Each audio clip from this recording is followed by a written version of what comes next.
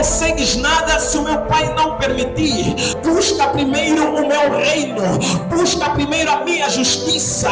Aquilo que você precisa, Jesus pode te dar. A cura que você precisa, Ele pode te dar. O mundo é vaidade, o mundo é vaidade, é mentira. Aquilo que Satanás te dá, Ele te dá e te recebe com as boas mãos. O dinheiro que Ele diz que vai te dar, Ele te dá e te recebe a tua vida. Aquilo que você acha que é mais, que vale mais, para Deus não é nada. No reino de Deus, o grande não é o juiz, o grande não é o presidente. Aqui nessa porta, o grande é Jesus Cristo de Nazaré. Amém, amada igreja? Eu estou feliz porque Cristo vive. Diga no teu irmão, Cristo vive. Diga no teu irmão, não há outro caminho.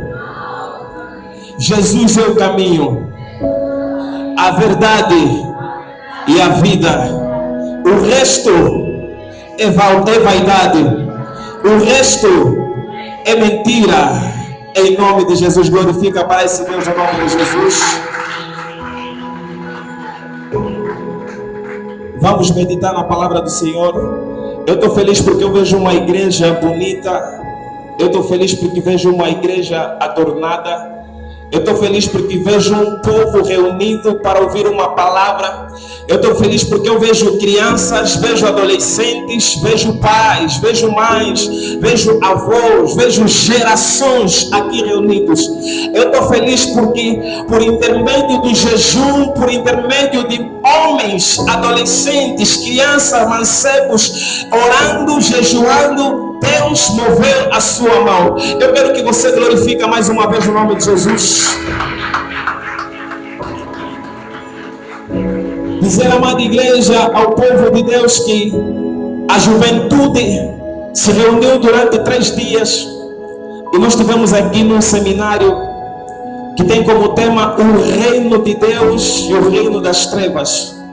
Dizer que foram 3 dias muito abençoados, em que nós meditamos a palavra do Senhor, em que nós conversamos com os jovens, conversamos com os adolescentes, partilhamos a palavra de Cristo, partilhamos o pão da vida, partilhamos a água viva e nós nos consolamos, e nós nos confortamos, e nós aplicamos aquilo que o reino, aquilo que Jesus Cristo ensinou. Porque Ele deu 2 mandamentos, resumindo os 10. Amai a Deus acima de todas as coisas e amai o teu próximo como a ti mesmo.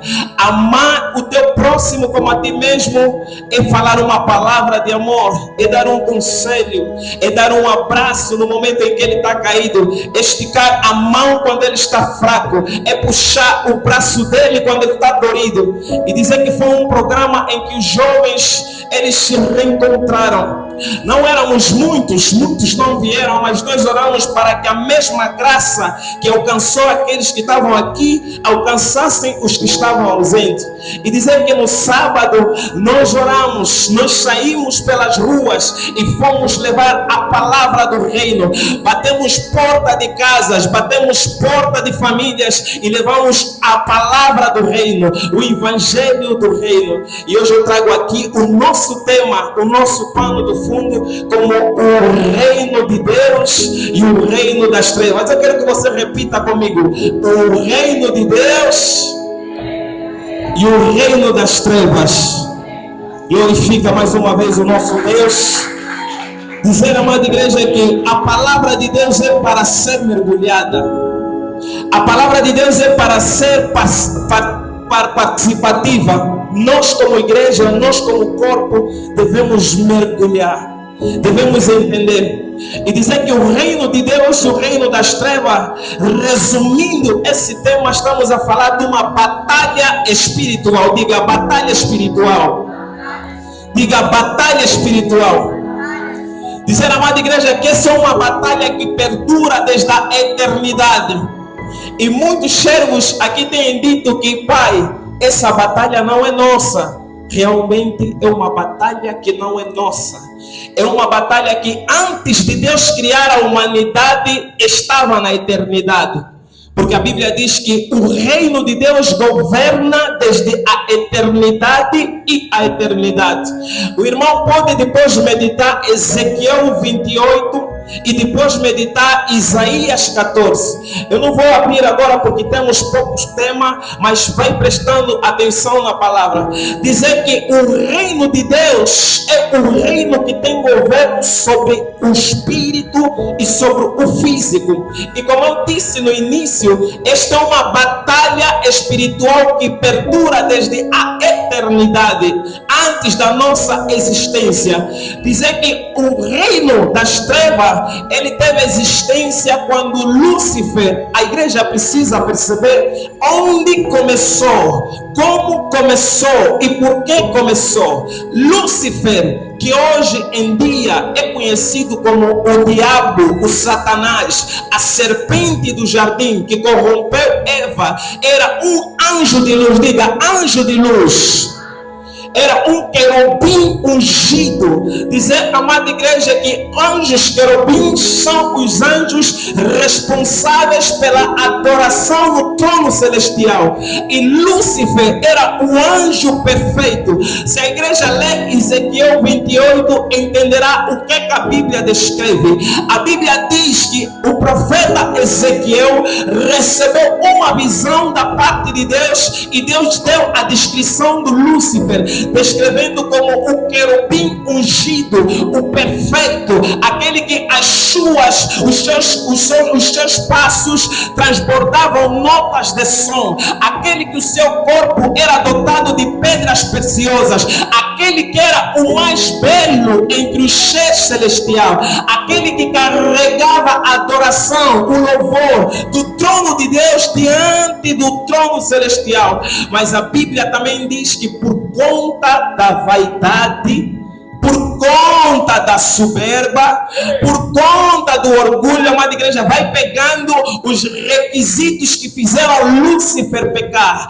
Primeiro, a vaidade. Segundo, o orgulho. Terceiro, a soberba. Quarto, a falta de arrependimento. E a palavra do Senhor diz que houve pecado nele, houve iniquidade dele. E Isaías diz que ele tentou ser igual a Deus, ele tentou ser superior a Deus. E a Bíblia diz que o nosso Deus, ele é onipotente, todo poderoso, é omnisciente, sabe tudo e é omnipresente, está em todo lugar, e ninguém está acima dele, ninguém pode estar acima dele, porque ele é o Deus que nos fez, e se ele nos fez, nós somente devemos servir.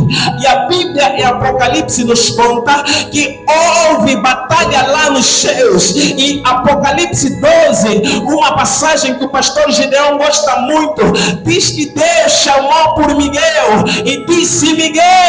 E o Miguel arcanjo, que é considerado como o general do exército de Deus, ele veio com a espada desembainhada, expulsou Lúcifer, que era o ungido, o querido de Deus, o perfeito, aquele que onde passava as pessoas viravam, os anjos baixavam, porque era muito belo. Meu irmão, se reencontra na palavra, porque se calhar há pessoas que Deus deu a graça de um trabalho, há pessoas que Deus deu a graça de uma beleza, há pessoas que Deus deu um cargo na sociedade, há pessoas que Deus lhe chamou como profeta ou como pastor, mas por ser um homem muito usado, mas por ser um homem muito solicitado, a vaidade, a vergonha, a vaidade, a arrogância, o orgulho, a soberba podem entrar a lhe possuir. Continuando, a Bíblia diz que os anjos pelejaram lá no trono de Deus.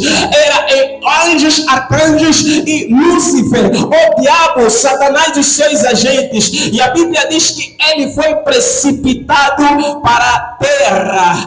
Anjo foi precipitado para a terra. E a Bíblia nos conta em Apocalipse que Lúcifer carregou um terço abaixo dos anjos lá do trono de Deus, e eles foram lançados para o mar, para a terra. E Apocalipse 12:13 diz que a Bíblia, os anjos clamavam e se alegravam porque eles venceram pelo poder do testemunho e pelo sangue de Cordeiro. E mais houve um anjo por intermédio de João que disse: ai da terra, ai daqueles que habitam abaixo dos céus. Por quê, meu irmão? Porque a serpente, o anjo caído, foi enviado no meio de vós. Eu quero que você bate palmas para o nosso Deus no nome de Deus. Uma batalha que ainda não acabou.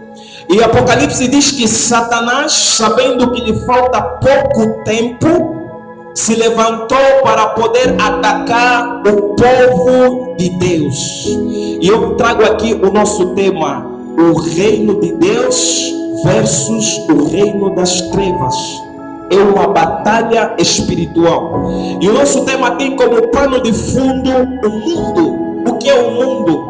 O mundo é um lugar, não falando geograficamente ou literalmente, é um espaço. Eu digo que é o campo de batalha. O mundo é o campo de batalha. Diga, campo de batalha.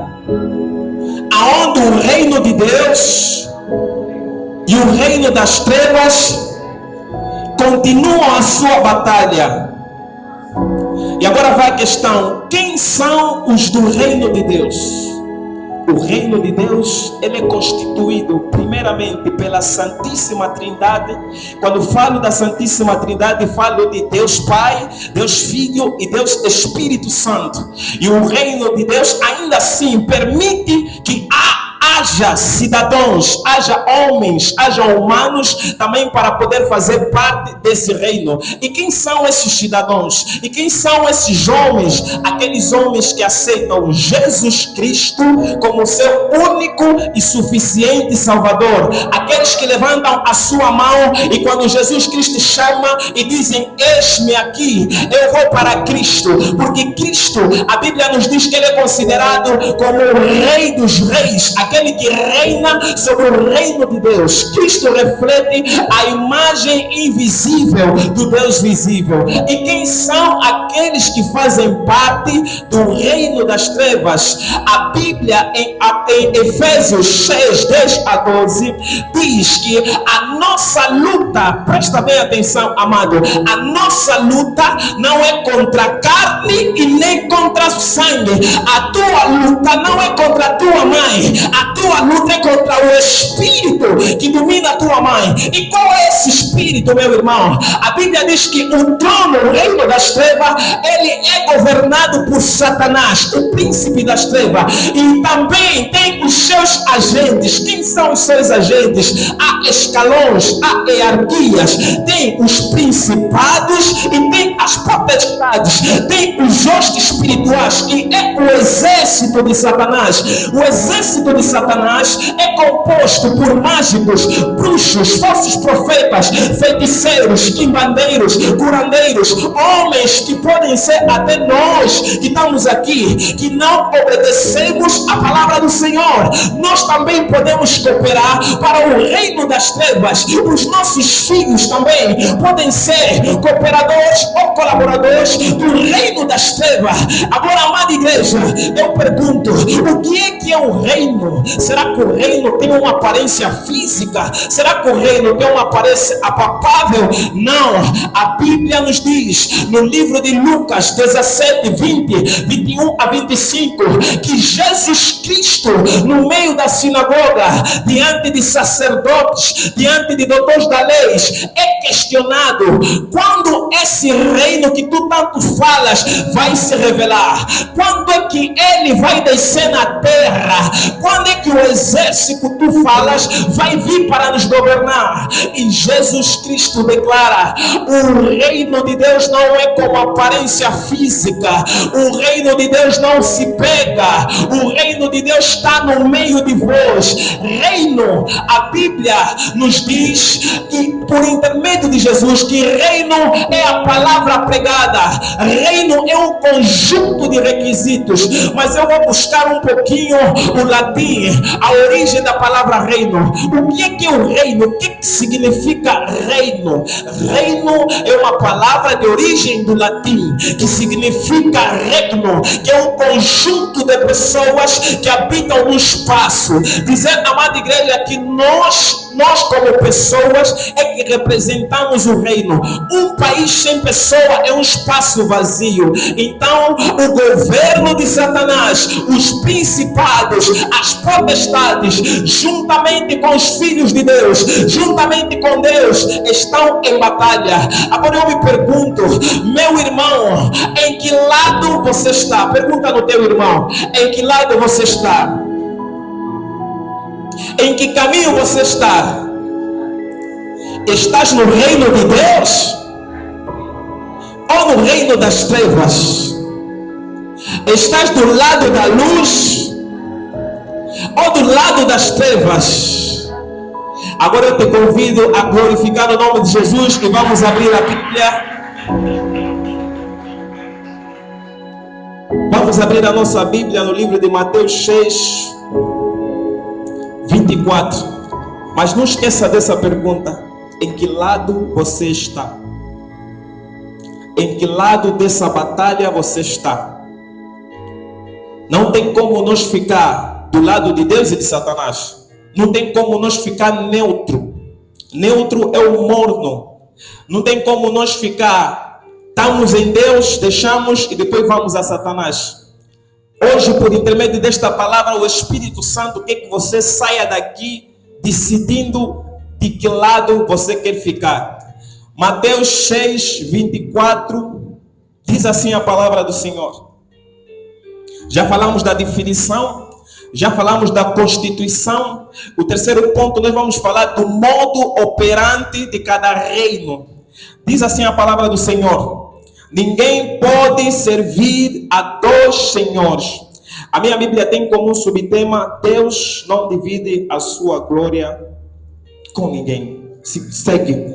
Ninguém pode servir a dois senhores. Diga: ninguém pode servir a dois senhores. Porque ou há de odiar um, ou há de amar o outro. Ou se dedicará a um, ou desprezará o outro. Não podeis servir a Deus e a Mamon. Em algumas traduções está o dinheiro.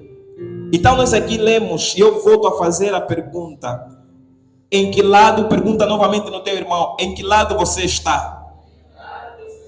Em quem você tem servido?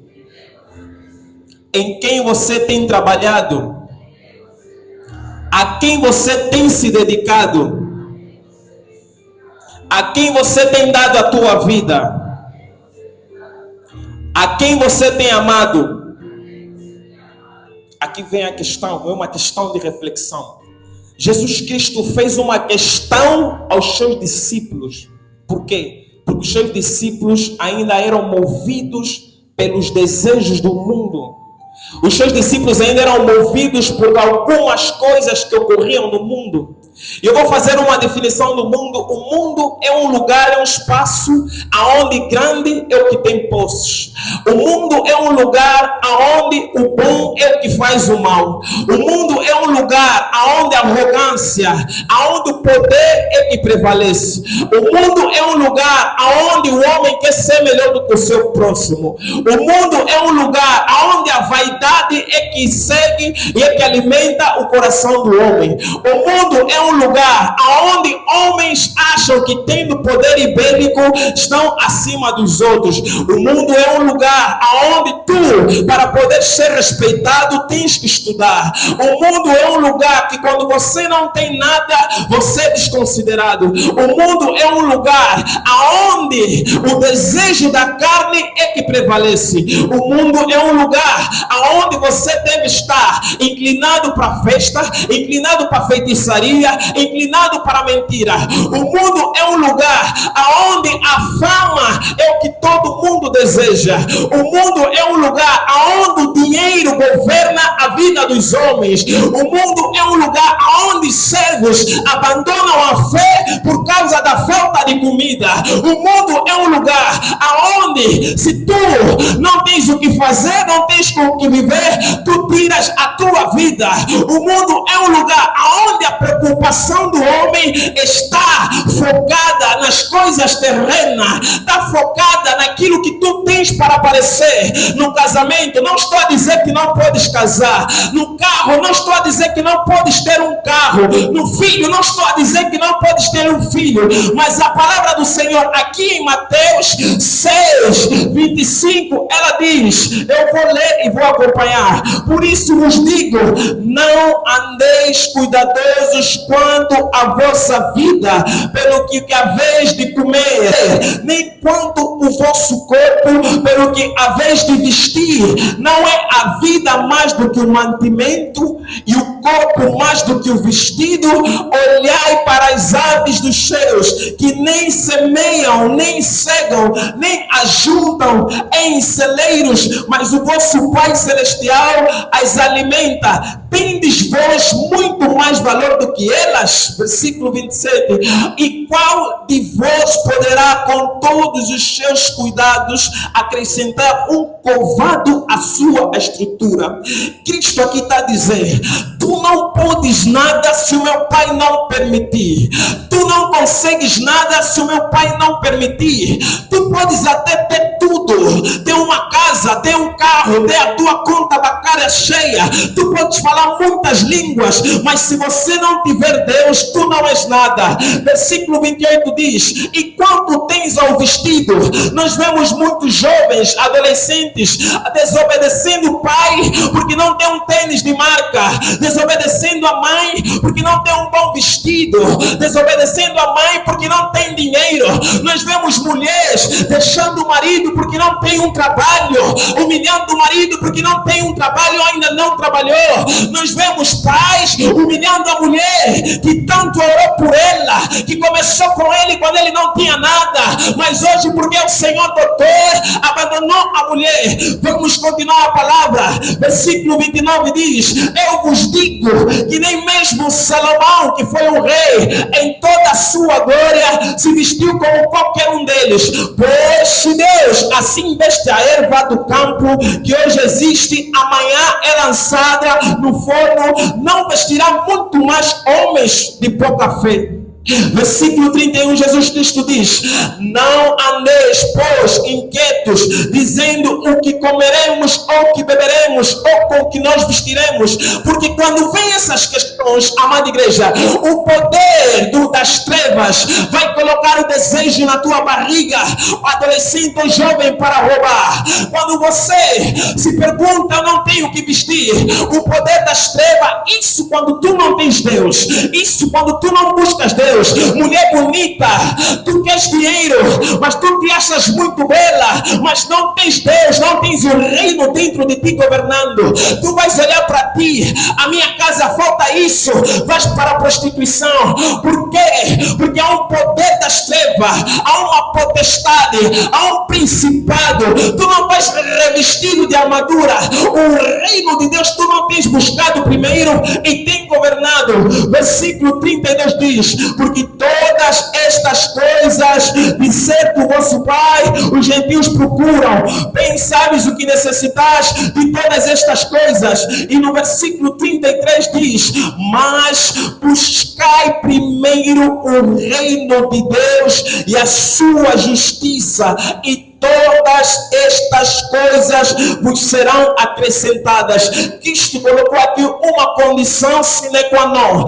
Cristo está a dizer, para tu seres bem sucedido, aquilo que tu queres, meu filho, minha filha, eu posso te dar, mas eu te coloco um desafio. Busca primeiro o meu reino, busca primeiro a minha justiça, busca primeiro a minha cidadania. E eu pergunto, será que tu és cidadão dos céus? Será que você carrega a marca de Cristo? Não. A palavra do Senhor diz que o reino dos céus foi anunciado primeiramente pelo João Batista, e ele veio no deserto dizendo, arrependei-vos das tuas más práticas. Por quê? Porque é chegado o reino dos céus. As pessoas olharam para a direita e para a esquerda, mas está onde o reino dos céus? Não sabiam que era Jesus Cristo que vinha da parte de cima marchando para poder entrar na água e ser batizado. Por isso, meu irmão, eu venho declarar uma palavra para ti nesta hora.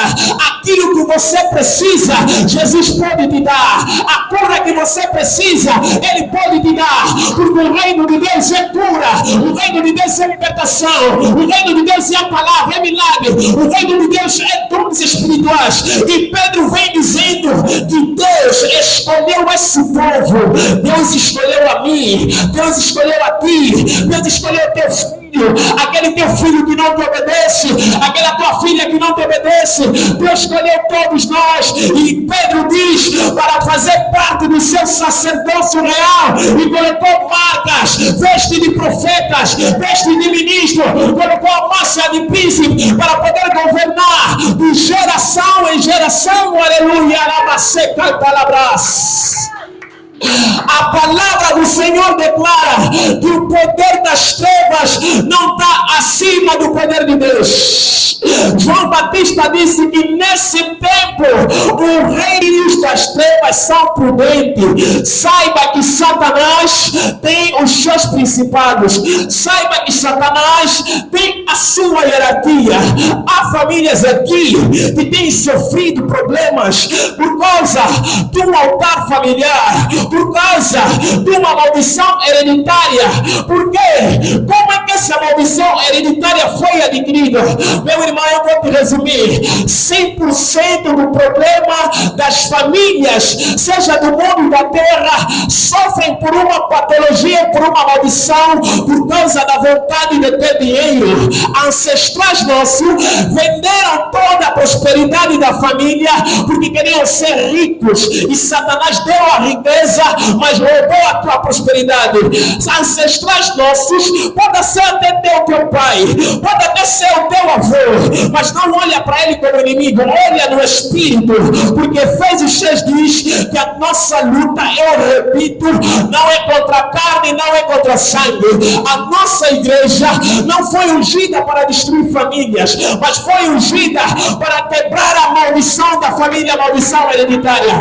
Cristo hoje não te ungiu para você combater o teu irmão, mas Cristo te ungiu para você dobrar o teu joelho e se levantar, porque em Mateus 10:1 diz que Ele te chamou e te deu poder e autoridade sobre acima de todo o poder da família. E Ele ainda diz: por intermédio do meu sangue eu vos resgato da tradição, do costume que vocês herdaram pelo sangue do teu pai e do teu mãe, da tua mãe. Não foi pelo ouro nem pela prata. Se naquele dia, há 1000 anos, a tua família se reuniu para poder dar oferenda às águas, para poder dar oferendas às sovas, para poder dar oferendas nos montes, dos espíritos, Cristo vai dizer que o meu altar está acima de todo altar. Não importa o tamanho do teu sofrimento, você só precisa saber que você é filho do reino. Você só precisa saber que o reino de Deus está em ti. Você só precisa saber que a palavra de Deus está acima de toda palavra. Você só precisa saber que você tem um general dos exércitos, que é Jesus Cristo de Nazaré, aquele que a Bíblia diz que todo nome, toda língua, todo joelho se dobrará, porque não se viu e não haverá homem algum como aquele homem que pelas suas pisaduras foi sarado, amada igreja. Aleluia. Não fuja do teu problema. Não fuja do teu problema. Não fuja da dificuldade da tua vida. Somente sirva a um Senhor. Quando você colocar os teus 2 pés no chão firmes e dizer que eu quero seguir Jesus, você vai ver que a tua vida terá batalhas. Você vai ver que o irmão vai se levantar contra ti. Você vai ver que a tua mãe vai se levantar contra ti. Às vezes teus filhos vão lhe usar para te tirar da presença. Às vezes a doença vai se manifestar na tua família para te tirar da presença. Mas saiba que ele disse: no mundo tereis aflições, mas tem de bom ânimo, porque eu venci a cruz. Aleluia! Olha, babacê, quem está na abração, queridos. Se você é profeta, se você é pastor, há uma casca de demônio que só sai com jejum e oração. Dá uma oração, busca a presença, louva e diga: Pai, eu não tenho hoje, mas eu vejo o Caná. Eu não tenho hoje, mas eu vejo a minha bênção. Eu não tenho agora, mas a coroa da vida eterna me espera lá na eternidade. Aleluia! Oh Deus, abaixar, cantalar, abaixou, terabros. O mundo é vaidade. O mundo é vaidade, é mentira.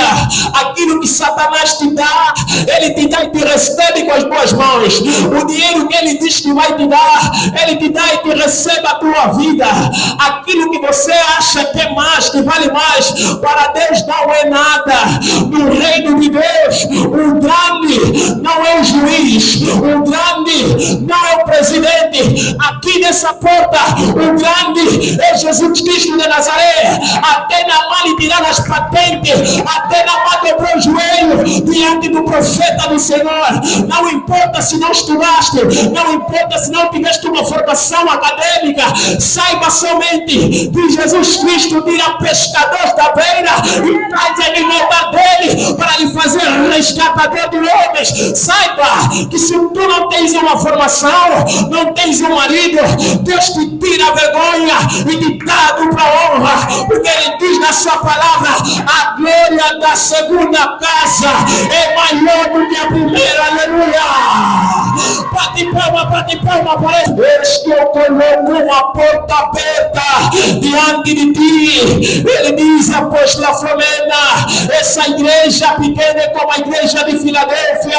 Virão combates, virão batalhas, mas sabe que a palavra viva permanece. Eu me lembrarei, eu não me esqueci. Eu coloco a porta aberta para vocês passarem. A porta aberta é essa Bíblia, a porta aberta é essa palavra, a porta aberta é Jesus Cristo, porque ele diz: ninguém vai ao Pai, ninguém será salvo se não passar por ele. Qual é a porta que tens passado? É a casa escura.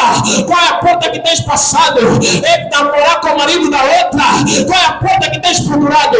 É roubar o dinheiro do pai? É beijar o irmão? É falar mal do irmão? Não. A porta que ele fala é a palavra. É a palavra, é a palavra, é a palavra, é a palavra. E quem é a palavra? A palavra é Jesus. O reino das trevas, ele te engana com uma aparência brilhante. A Bíblia diz que Satanás vem como um anjo de luz. Satanás não vem como aquele monstro que aparece na televisão. Satanás não vem como aquele monstro que muito vemos pelos filmes. Satanás vem com propostas aliciantes. Satanás manda homens de Deus te trazendo profetadas. Satanás manda homens ou mulheres de Deus trazendo algo até que você precisa, com uma mensagem que passa a mão na tua cabeça, com uma mensagem de carinho. Mas a Bíblia diz que a palavra de Deus é como espada.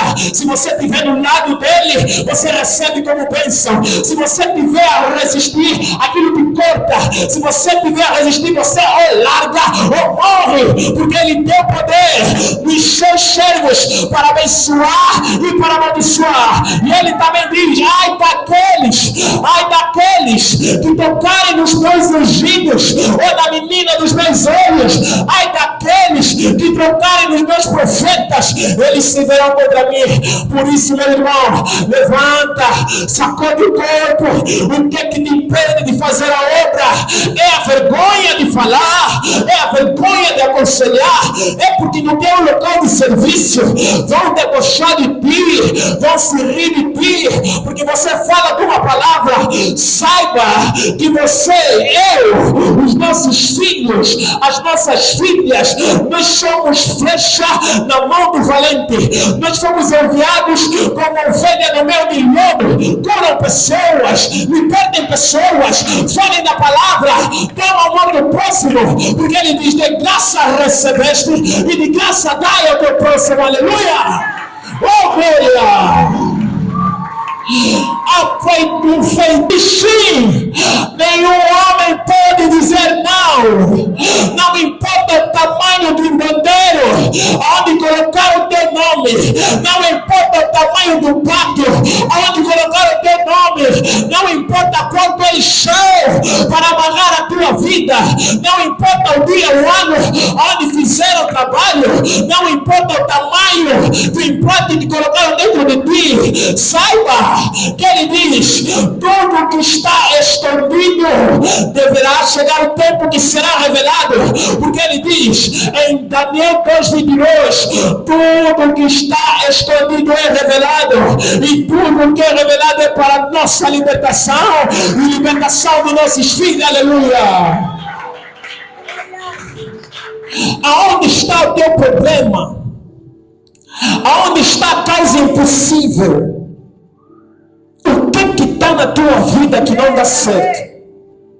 Lucas 1:37 diz: nada para o nosso Deus é impossível. Nada. Satanás grita no teu ouvido: não vais conseguir, você já não vai dar certo, você está cercado até os 40, você não tem marido, você não tem uma casa, você não estudou. Ele grita, ele sopra no teu ouvido: a tua vida está amarrada, as tuas finanças não vão prosperar, porque eu apertei tudo. É mentira, meu irmão. Somente pega nessa palavra. Naqueles momentos que você não tiver aguentar mais, lembra-te que há um Espírito Consolador. Porque ele disse: eu irei para o meu Pai, mas não vos deixarei órfãos. Você não está órfão, meu irmão. Deus não abandonou a tua casa. Às vezes aquela luta que você tem é porque Deus está te chamando. Às vezes até Deus permite Satanás te beliscar um pouquinho para despertar aquele fogo que está dentro de ti. Às vezes Deus permite Satanás tirar comida da tua casa, porque você como mãe não está a orar, você como pai não está a orar, você pai só quer, como pai só quer ter a boa vida, você como mãe só quer ter as coisas do mundo, as coisas da terra. Não. Reflita na palavra de Deus. Pode sair daqui hoje, mas já não vai sair da mesma forma que entraste. O mundo é fotocópia, como diz a nossa líder. É tudo fotocópia. Se apresenta a Deus como sacrifício vivo, agradável, purificado, e diga: Jesus, eis-me aqui. Assim como ele disse: aquele que quer seguir após mim, pega a sua cruz e siga. A cruz é os problemas, a cruz é as dificuldades. Ele disse que não seria fácil. Assim como eu fui maltratado, vocês serão. Eu fui chamado de príncipe de Beelzebus. Se Cristo, nosso mestre, carregou um fardo pesado, e muito menos nós. A vida do servo de Deus, a vida do filho de Deus, é batalha atrás de batalha, é batalha atrás de batalha, é queda atrás de queda. Mas você precisa se lembrar e secar, e levantar, sacudir a poeira e pegar na tua cruz e seguir e lembrar: há uma palavra que me espera, há uma coroa que me espera lá na eternidade. Foca no cima. Foca em cima, foca no alto. Não controla o tempo, não controla o tempo no relógio. O tempo de Deus não é o tempo do homem, o tempo de Deus não é o tempo do homem. Se calhar você acha que já perdeste o tempo, saiba que ainda não perdeste o tempo. O teu tempo vai chegar, o teu tempo já chegou, o teu tempo está próximo. Você precisa pegar na promessa que Deus te deu e levantar diante do teu quarto e dizer: Senhor, o Senhor prometeu que eu teria um trabalho, o Senhor prometeu que eu teria uma família. Pai, eu sou tua filha, eu sou teu filho, eu estou aqui, eu quero o que é meu. Aleluia. Mas siga o caminho. Não anda nos dois caminhos. Não seja crente borboleta. Hoje estás na igreja, amanhã estás no mundo. Estás na igreja, estás no mundo. Hoje estás na igreja, ficas um tempo, a palavra te toca, mas és como aquela semente que foi lançada na beira do rio, mas próximo do pedregulho. Ela até brotou, mas depois veio a onda e apagou. Seja semente fértil. Ele disse: meus filhos, vão e deem frutos. Há palavras de bênção. E Deuteronômio 28 diz que aquele que obedece o Senhor, as bênçãos de Deus lhe seguirão. Se alguma coisa não está acontecendo na tua vida, é porque se calhar você precisa tomar consciência. Porque a chave da nossa libertação é o arrependimento. Há problemas na nossa vida que precisam ser ou vão ser libertos quando nós confessar. Se calhar você não fez, mas o teu pai e teus ancestrais fizeram. Então você precisa dobrar o teu joelho e confessar até os pecados dos teus ancestrais. Porque a palavra do Senhor diz que a maldição do Senhor, ela vai até a 10ª geração. Mas a misericórdia do Senhor alcança até 1000 gerações. Então, meu irmão, vamos refletir e seguir somente um caminho.